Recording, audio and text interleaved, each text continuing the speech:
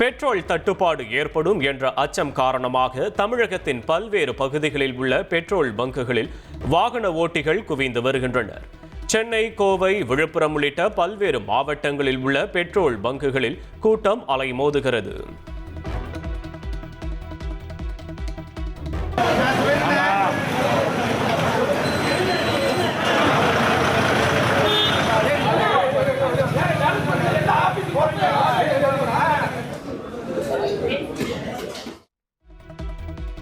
தட்டுப்பாடு வதந்தியால் புதுச்சேரியிலும் பொதுமக்கள் பெட்ரோல் நிலையங்களுக்கு படையெடுத்து வருகின்றனர்.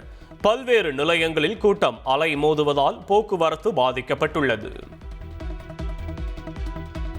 நாடு முழுவதும் பெட்ரோல், டீசல் தட்டுப்பாடு இல்லை என எண்ணெய் நிறுவனங்கள் விளக்கமளித்துள்ளன.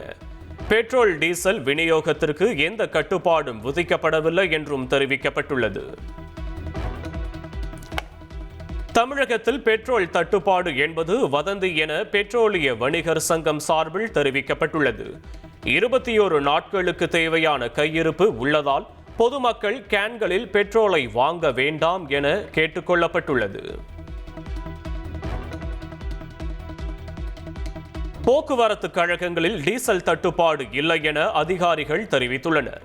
தினசரி இயக்கப்படும் 3500 பேருந்துகள் வழக்கம் போல் இயக்கப்படுவதாகவும் தெரிவிக்கப்பட்டுள்ளது. சிலிண்டர் டெலிவரி செய்த 25 நாட்களுக்கு பிறகே முன்பதிவு செய்ய வேண்டும் என எண்ணெய் நிறுவனங்கள் தரப்பில் தெரிவிக்கப்பட்டுள்ளது. பொதுமக்கள் தேவையின்றி கேஸ் சிலிண்டர் முன்பதிவு செய்ய வேண்டாம் எனவும் வேண்டுகோள் விடுக்கப்பட்டுள்ளது. சிலிண்டர் தட்டுப்பாடு குறித்து மாவட்ட ஆட்சியர்களுடன் இன்று மாலை 4 மணிக்கு தலைமை செயலாளர் முருகானந்தம் ஆலோசனை மேற்கொள்கிறார். வணிக ரீதியான சிலிண்டர்களுக்கு தொடர் தட்டுப்பாடு நிலவி வரும் நிலையில் மாவட்ட ரீதியாக தேவை மற்றும் கையிருப்பு தொடர்பாக கூட்டத்தில் ஆலோசிக்கப்படுகிறது. சிலிண்டர் தட்டுப்பாடு எதிரொலியாக மருத்துவக் கல்லூரி முதல்வர்களுடன் சுகாதாரத்துறை அதிகாரிகள் ஆலோசனை மேற்கொண்டனர். மருத்துவமனைகளில் சமையல் எரிவாயு இருப்பு குறித்து கேட்டறிந்த அதிகாரிகள் தட்டுப்பாடு குறித்தும் காணொலி வாயிலாக விவாதித்தனர். வீட்டு உபயோக சிலிண்டர்களை வணிக ரீதியாக பயன்படுத்தினால் கடும் நடவடிக்கை எடுக்கப்படும் என உணவுப் பொருள் வழங்கல் நுகர்வோர் பாதுகாப்புத்துறை எச்சரிக்கை விடுத்துள்ளது. சட்டவிரோத சிலிண்டர் பயன்பாட்டிற்கான புகார் எண்களும் அறிவிக்கப்பட்டுள்ளன. நாடு முழுவதும் சிலிண்டர் தட்டுப்பாடு நிலவி வரும் நிலையில் வீட்டு பயன்பாட்டிற்கான சிலிண்டர்கள் கள்ள சந்தையில் அதிக விலைக்கு விற்பதாக எழுந்த புகார். ராமநாதபுரம், தூத்துக்குடி, விருதுநகரில் உள்ள ஹோட்டல்களில் சட்டவிரோதமாக பதுக்கப்பட்ட சிலிண்டர்களை குடிமைப் பொருள் வழங்கல் துறை அதிகாரிகள் பறிமுதல் செய்தனர். சமையல் எரிவாயு தட்டுப்பாடு எதிரொலியாக திருவள்ளூரில் உள்ள கேஸ் ஏஜென்சியில் பொதுமக்கள் திரண்டதால் பெரும் பரபரப்பு நிலவியது. முன்பதிவு செய்தவர்களுக்கு மட்டுமே சிலிண்டர் வழங்கப்படும் என ஊழியர்கள் தெரிவித்த நிலையில் காலி சிலிண்டருடன் காத்திருந்தனர்.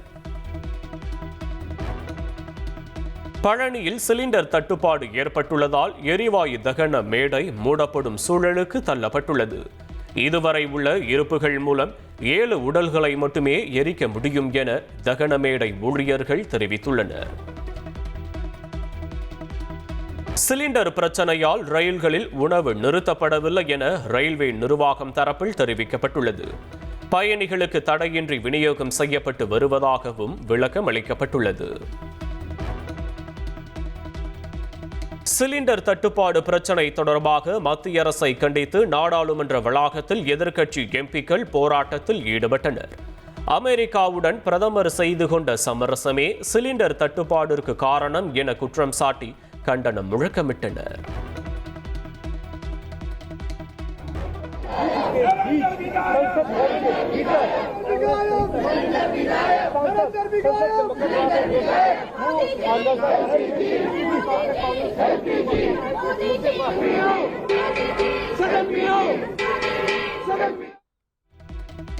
ஜம்மு காஷ்மீருக்கு இன்னும் மாநில அந்தஸ்து வழங்காதது ஏன் என மாநிலங்களவையில் தேசிய காங்கிரஸ் தலைவர் மல்லிகார்ஜுன கார்கே கேள்வி எழுப்பியுள்ளார்.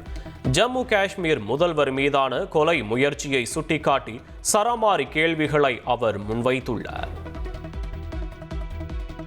தமிழ்நாட்டிற்கான பொறுப்பு ஆளுநராக ராஜேந்திர விஸ்வநாத் அர்லேகர் பதவியேற்றார். சென்னை கிண்டியில் உள்ள மக்கள் பவனில் நடைபெற்ற விழாவில் சென்னை உயர்நீதிமன்ற தலைமை நீதிபதி தர்மாதிகாரி அர்லேகருக்கு பதவி பிரமாணம் செய்து வைத்தார். I, Rajendra Vishwanath Arlekar, do swear in the name of God do swear in the name of God that I will faithfully discharge the functions of the Governor of Tamil Nadu, that I will faithfully discharge the functions of the Governor of Tamil Nadu. Chennai Porur சந்திப்பில் நிறுவப்பட்டுள்ள முன்னாள் முதலமைச்சர்கள் அண்ணா மற்றும் கருணாநிதி ஆகியோரின் முழு உருவ வெண்கல சிலைகளை முதலமைச்சர் ஸ்டாலின் திறந்து வைத்தார்.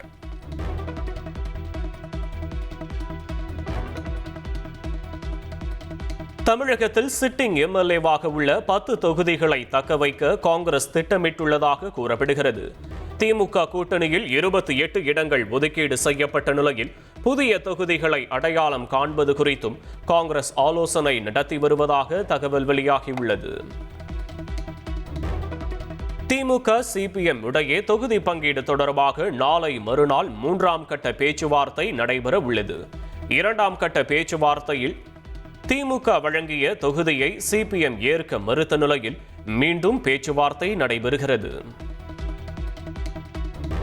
சென்னையில் ஆபரண தங்கத்தின் விலை சவரனுக்கு 1200 ரூபாய் குறைந்துள்ளது. 1 கிராம் தங்கம் 14,970 ரூபாய்க்கும், 1 சவரன் ஆபரண தங்கம் 1,19,760 ரூபாய்க்கும் விற்பனை செய்யப்படுகிறது. தங்கத்தை தொடர்ந்து வெள்ளி விலையும் கிலோவுக்கு 10,000 ரூபாய் குறைந்துள்ளது. 1 கிலோ கட்டி வெள்ளி 2,90,000 ரூபாய்க்கும், 1 கிராம் 290 ரூபாய்க்கும் விற்பனையாகிறது. நெல்லையில் மாணவர்களுக்கு பிட்டடிக்க மினி ஜெராக்ஸ் போட்டு கொடுத்த சம்பவத்தின் எதிரொலி.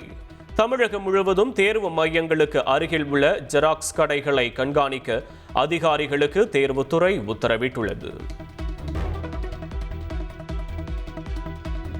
தூத்துக்குடியில் +2 மாணவி பாலியல் வன்கொடுமை செய்து கொலை செய்யப்பட்ட சம்பவம். 6 தனிப்படை அமைக்கப்பட்ட நிலையில் சந்தேகத்தின் பேரில் 10 பேரிடம் போலீசார் தீவிர விசாரணை மேற்கொண்டு வருகின்றனர். தூத்துக்குடி அருகே +2 மாணவி பாலியல் வன்கொடுமை செய்து கொலை செய்யப்பட்ட சம்பவத்திற்கு அதிமுக பொதுச் செயலாளர் EPS கண்டனம் தெரிவித்துள்ளார். தமிழகத்தில் பெண்கள் குழந்தைகளுக்கு பாதுகாப்பு எங்கே என தவேக தலைவர் விஜய் கேள்வி எழுப்பியுள்ளார். தூத்துக்குடி அருகே +2 மாணவி பாலியல் வன்கொடுமை செய்து கொலை சம்பவத்தில் விளாத்திக்குளம் மகளிர் காவல் நிலைய இன்ஸ்பெக்டர் சஸ்பெண்ட் செய்யப்பட்டுள்ளார். மாணவி கொலை தொடர்பாக முறையாக விசாரணை நடத்தவில்லை என எழுந்த புகாரின் அடிப்படையில் மாவட்ட கண்காணிப்பாளர் நடவடிக்கை எடுத்துள்ளார்.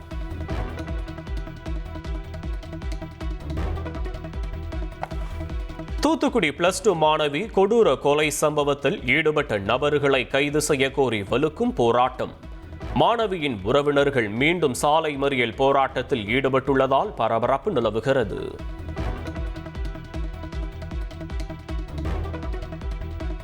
சென்னையில் 14 வயது பள்ளி சிறுமி பாலியல் வன்கொடுமைக்கு உள்ளான சம்பவம் பரபரப்பை ஏற்படுத்தியுள்ளது.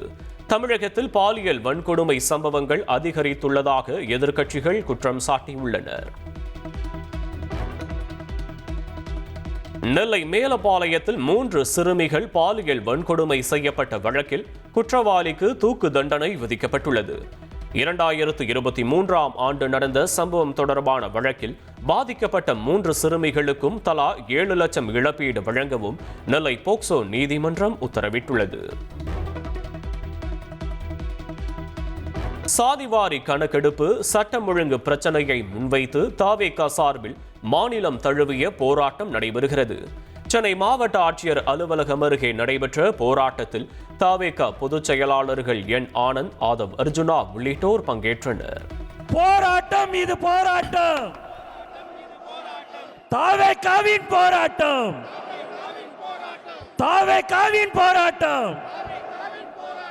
அஞ்ச மாட்டோம் அஞ்ச மாட்டோம் அஞ்ச மாட்டோம் அஞ்ச மாட்டோம் அடக்குமுறைக்கு அஞ்ச மாட்டோம். நெல்லை அம்பாசமுத்திரம் அருகே மன்னார் கோவிலில் 16 வயது சிறுவனை அரிவாளால் வெட்டிய 11ஆம் வகுப்பு மாணவன். வாய் தகராறில் நண்பனான சிறுவனை வெட்டிய நிலையில் போலீசார் விசாரணை மேற்கொண்டு வருகின்றனர். இஸ்ரேல், அமெரிக்கா, ஈரான் போரால் கிருஷ்ணகிரியில் 2000 கோடி ரூபாய் மதிப்பிலான மாம்பழக்கூழ் தேக்கமடைந்துள்ளது.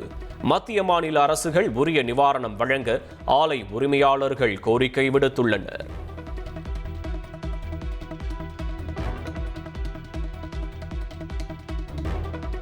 ஆம்ஸ்ட்ராங் கொலை வழக்கில் ஜாமீனை ரத்து செய்த சென்னை உயர்நீதிமன்ற உத்தரவுக்கு உச்சநீதிமன்றம் இடைக்கால தடை விதித்துள்ளது. தமிழக அரசு 2 வாரங்களுக்குள் பதில் அளிக்கவும் ஆணையிட்டுள்ளது. சபரிமலை ஐயப்பன் கோயில் ஊழியர்கள் மற்றும் அர்ச்சகர்களின் வங்கி பரிவர்த்தனைகள் குறித்த அதிர்ச்சி அறிக்கை வெளியாகியுள்ளது. கோயில் மேல் சாந்தி முதல் கடைமடை ஊழியர்கள் வரை பலர் முறைகேடாக பக்தர்களின் கோடிக்கணக்கான காணிக்கையை தங்களது வங்கி கணக்கில் டெபாசிட் செய்தது அம்பலமாகியுள்ளது. ஈரான் உடனான போர் காரணமாக உலகளவில் விண்ணை தொட்டுள்ள கச்சா எண்ணெய் விலையை கட்டுப்படுத்த தனது அவசரகால கையிருப்பிலிருந்து 17.2 கோடி பேரல் கச்சா எண்ணெயை வெளியிட அமெரிக்க அதிபர் ட்ரம்ப் அதிரடி உத்தரவு பிறப்பித்துள்ளார். ஈரான் உடனான மோதல் முற்றியுள்ள சூழலில் உலக வர்த்தகத்தின் உயிர் நாடியாக கருதப்படும் ஹார்முஸ் ஜலசந்தி பகுதியை அமெரிக்கா மிக தீவிரமாக கண்காணித்து வருவதாக ட்ரம்ப் தெரிவித்துள்ளார். ஈரானின் கடற்படை திறன் பெருமளவு முடக்கப்பட்டுள்ளதாக கூறிய அவர், கடல்வழி பாதையில் ஈரான் இடையூறு செய்ய முயன்றால் தக்க பதிலடி கொடுக்கப்படும் என எச்சரித்துள்ளார். இந்திய எண்ணெய் கப்பல்கள் ஹார்முஸ் ஜலசந்தி வழியாக செல்ல ஈரான் அனுமதி வழங்கியுள்ளதாக தகவல் வெளியாகியுள்ளது. ஏற்கனவே சீனா, வங்கதேச கப்பல்கள் செல்ல அனுமதி வழங்கப்பட்ட நிலையில் புஷ்பக், பரிமல் ஆகிய 2 எண்ணெய் கப்பல்கள் கடந்து சென்றதாக தெரிவிக்கப்பட்டுள்ளது.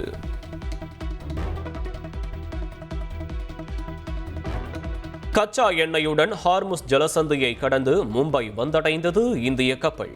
போர் பதற்றத்திற்கு மத்தியில் முதல் முறையாக லைபீரியா நாட்டின் கப்பல் பாதுகாப்பாக மும்பை வந்தடைந்தது.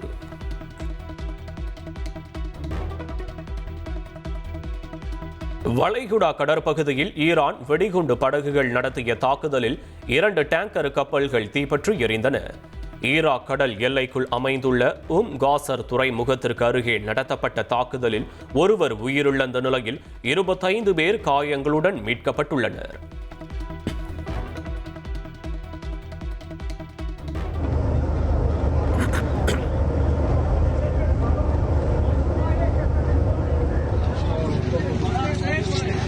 اصعد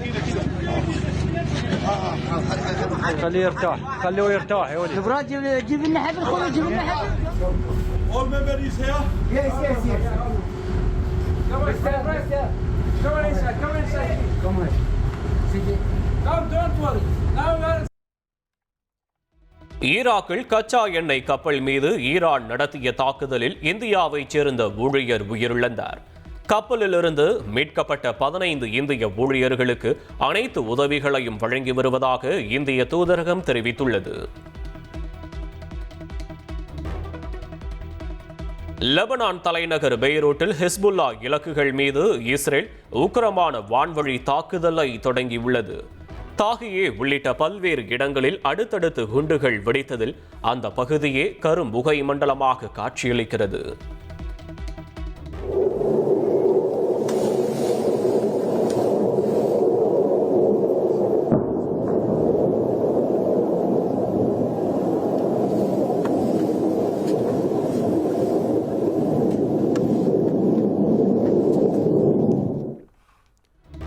லெபனானின் பெய்ரூட் கடற்கரையில் இஸ்ரேல் நடத்திய ஏவுகணை தாக்குதலில் 7 பேர் கொல்லப்பட்டனர். தாக்குதலில் 21 பேர் படுகாயமடைந்துள்ளதாக அந்நாட்டு சுகாதார அமைச்சகம் தெரிவித்துள்ளது.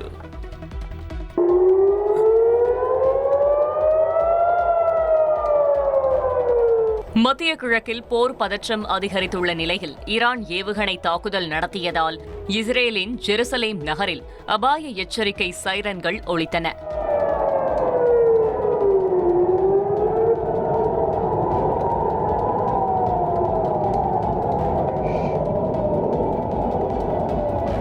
அமெரிக்கா மற்றும் இஸ்ரேலின் வான்வழி தாக்குதல்களுக்கு பதிலடியாக வளைகுடா நாடுகளில் உள்ள அமெரிக்க ராணுவ தளங்கள், விமான நிலையங்கள் மற்றும் எண்ணெய் நிலையங்கள் மீது ஈரான் தாக்குதல் நடத்தியுள்ளது. இந்த தாக்குதலில் இதுவரை இஸ்ரேலில் 12 பேரும், பிப்ரவரி 28 முதல் ஈரானில் 1300க்கும் மேற்பட்ட பொதுமக்களும் உயிரிழந்துள்ளனர்.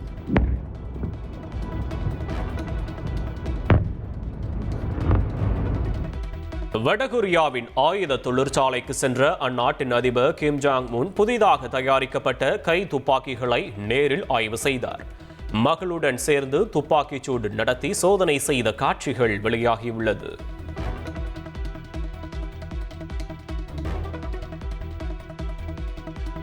MiG-29 UPG போர் விமானத்தை விமானப்படை தளபதி ஏபி சிங் தனியாக இயக்கி அசத்தினார்.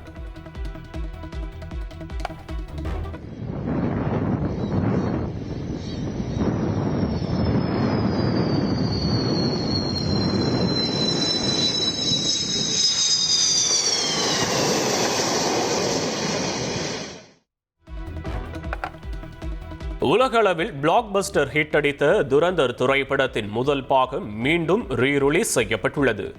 இரண்டாம் பாகத்தின் மீதான எதிர்பார்ப்பை கூட்டும் வகையில் சர்வதேச அளவில் சுமார் 500 திரைகளில் வெளியிடப்பட்டுள்ளது.